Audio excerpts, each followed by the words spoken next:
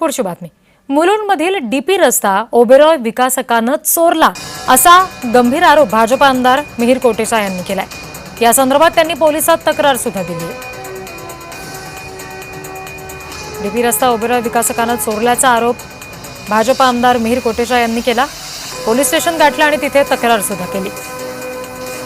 ही दोन्ही वेळची दृश्य आपण बघतोय. प्रकल्पाची पाहणी ज्या वेळेला बिल्डरच्या प्रकल्पाची पाहणी त्यांनी केली तेव्हाची दृश्य आणि डीपी रोड चोरीला गेला अशी तक्रार करण्यासाठी जेव्हा ते पोलिसांना भेटले तेव्हाचे दृश्य.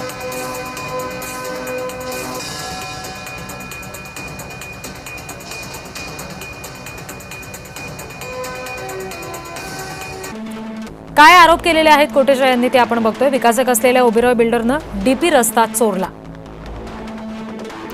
ओबेरॉय यांची 7 मजली इमारत आणि त्यासाठी हा रस्ता चोरला. कागदावर डीपी रस्ता आहे, प्रत्यक्षात मात्र तो गायब आहे. ओबेरॉय यांच्या आर्किटेक्टवर सुद्धा कोटेचा यांनी आरोप केलेत. मिहिर कोटेचा यांच्याकडून ओबेरॉय यांच्या विरोधात पोलिसात तक्रार दिली गेली आहे. ओबेरॉय रिअल्टीचे मालक विकास ओबेरॉय आहेत. आम्ही सत्तेत आहोत, मी सत्ताधारी पक्षाचा आमदार आहे आणि म्हणून एखादा विकासक आणि तोही ओबेरॉय सारखा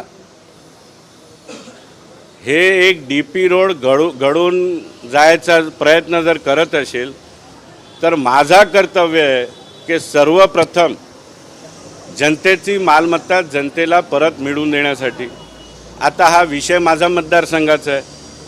या सर्व बाबींमध्ये कोणत्याही मंत्री किंवा महापौर याचा रोलच नसतो, कारण हे सर्व परवानग्या IOD, CC, OC हे तर महानगरपालिका देते. आणि गंमताचा भाग बघा, याची IOD, CC आणि OC हे 2024ला झालेली आहे.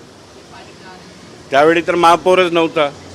तर 2024मध्ये हे ज्यावेळी लेआउट CC झाली त्यावेळी हे अपेक्षित होता की हा डीपी रोड महानगरपालिकेला सुपूर्द करण्यात यावा, पण अद्यापही तो झालेला नाही आहे.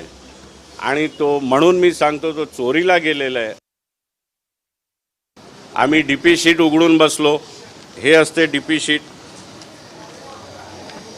आता या डीपी शीटमध्ये आम्हाला एक चांगला जोड रस्ता भेटला की जो तानसा पाईपलाईनवरनं ऑफ पार्क रोड LBS रोडला बायसेक्ट करून तो पुढे ऑफ पार्क रोडपर्यंत मोठा रस्ता जातो. म्हणजे हे चांगलं आहे. ट्रॅफिकची कोंडी कमी करण्यासाठी हे रस्ता आपण केलं पाहिजे. मग ज्यावेळी मी त्या भूखंडाच्या त्या जागावरती गेलो तर मला रोडच दिसेना, जागा पण दिसेना. तर मी बोललो हे डीपी रोड गेला कुठे? तर डीपी रोड चोरीला गेलेला आहे. ओबेरॉयचा एक मोठा प्रकल्प आहे आणि तो डीपी रोड त्या प्रकल्पाचा भाग झालेला आहे. म्हणून मी 2 महिने सर्व फायली काढली, चौकशी केली आणि काल जसं मी तुम्हाला हे दाखवलं की ऑनलाईन शुल्क भरून डीपी रिमार्क आणि डीपी प्लॅन काढले.